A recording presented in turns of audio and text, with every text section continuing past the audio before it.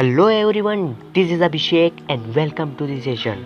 तो फ्रेंड्स, इस video lecture में हम क्या पढ़ने वाले हैं? इस वीडियो लेक्चर में हम पढ़ने वाले हैं क्लास 10th हिस्ट्री का चैप्टर नेशनलिज्म इन इंडिया। ठीक है फ्रेंड्स बिलीव मी, ये चैप्टर बहुत ही इंटरेस्टिंग और बहुत ही मज़ेदार चैप्टर है, नेशनलिज्म इन इंडिया।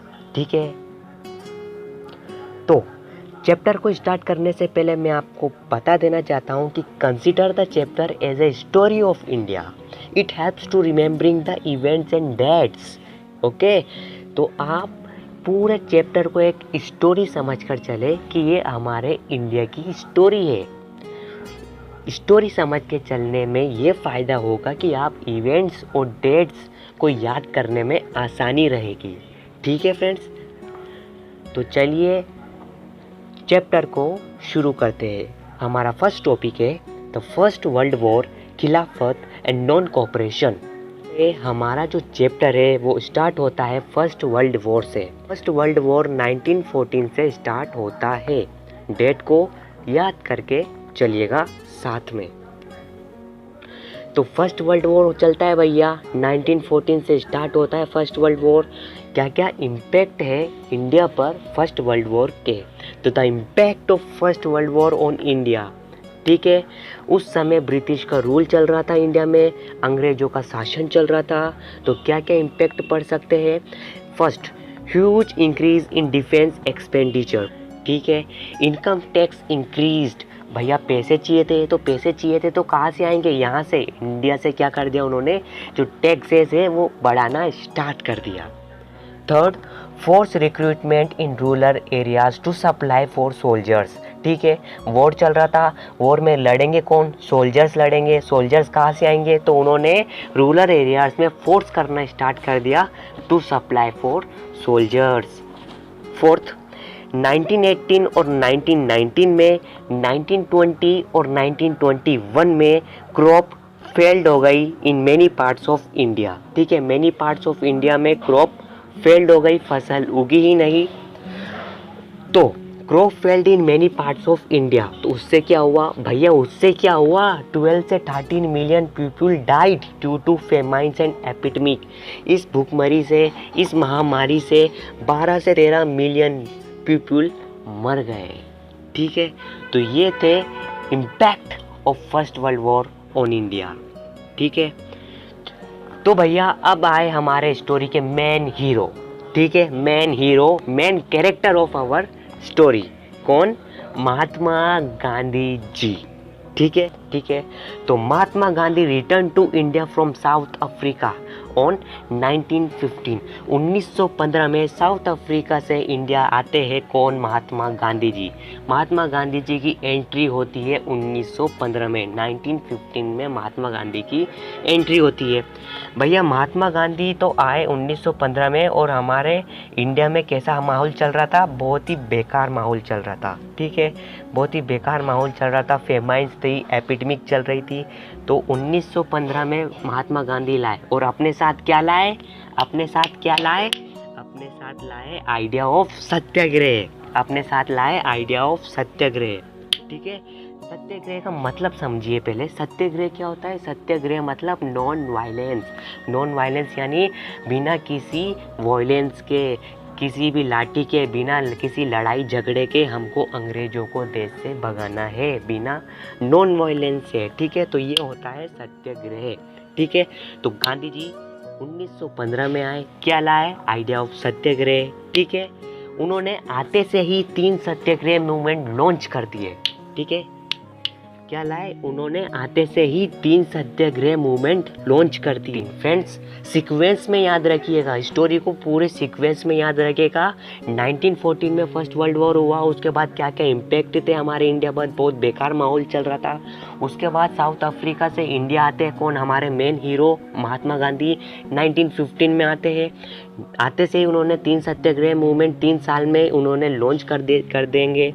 ठीक है, 1916 फर्स्ट सत्याग्रह मूवमेंट उन्होंने लॉन्च किया चंपारण इन बिहार में। याद रखिएगा, चंपारण इन बिहार में इन 1916 में उन्होंने चंपारण इन बिहार में फर्स्ट सत्याग्रह मूवमेंट लॉन्च किया।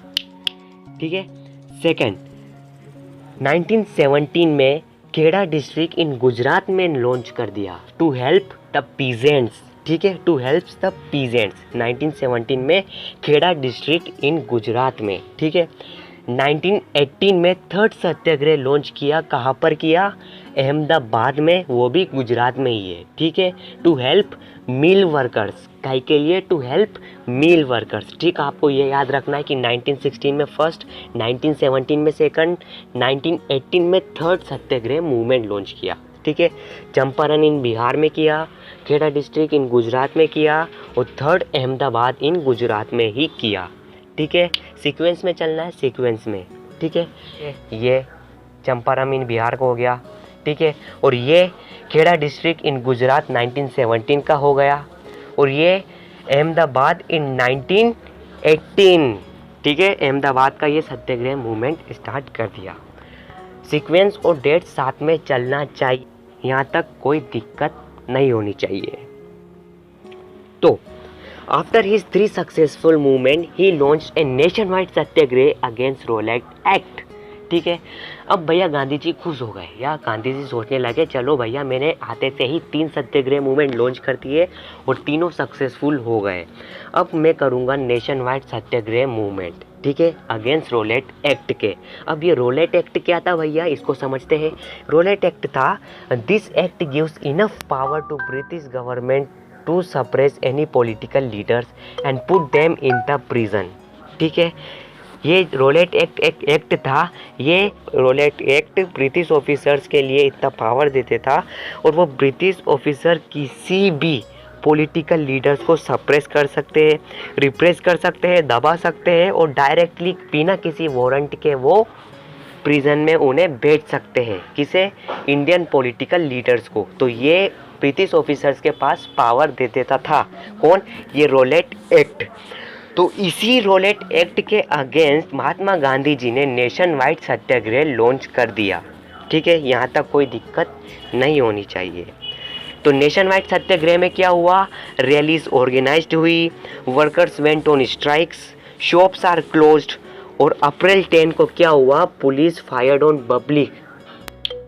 अप्रैल 10, 1919 April 10 police fired on public, ठीक है। पुलिस ने पब्लिक पर फायर कर दिया। तो इधर से पब्लिक, मर्चेंट्स बैंक पर अटैक कर दिए, पोस्ट ऑफिस पर अटैक करना स्टार्ट कर दिया, रेलवे स्टेशन पर भी अटैक करना स्टार्ट कर दिया।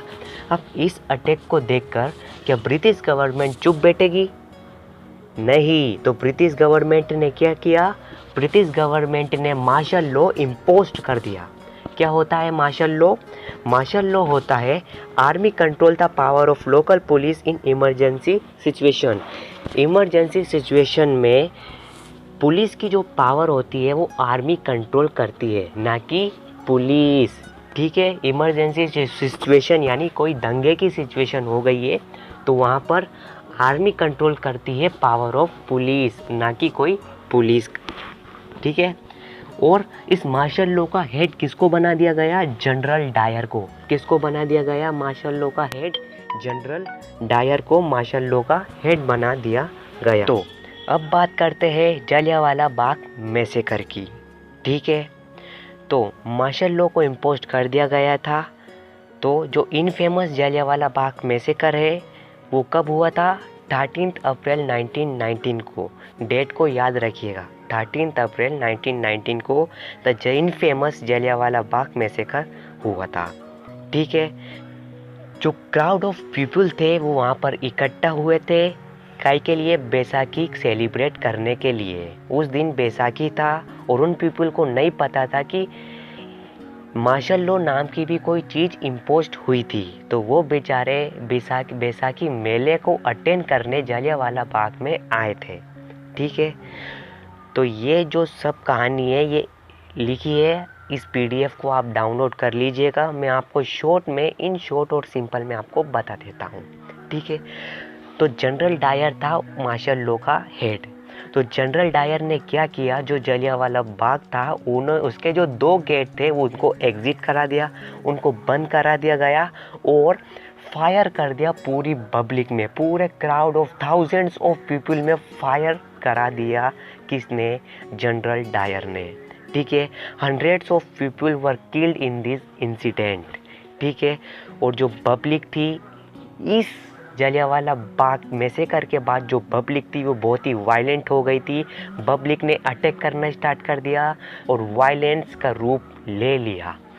तो Gandhi ji called off the movement as did not want violence to continue. तो गांधी जी को वायलेंस बिल्कुल पसंद नहीं था। तो जैसे ही वायलेंस हुआ, गांधी जी को लगा कि अब मुझे ये जो नेशन वाइड सत्याग्रह मूवमेंट उन्हें बंद कर देना चाहिए। तो गांधी जी ने इस वायलेंस को देखकर जो सत्याग्रह मूवमेंट था उसे कॉल्ड ऑफ कर दिया, ठीक है। तो ये था वो इनफेमस जलियांवाला बाग मैसेकर।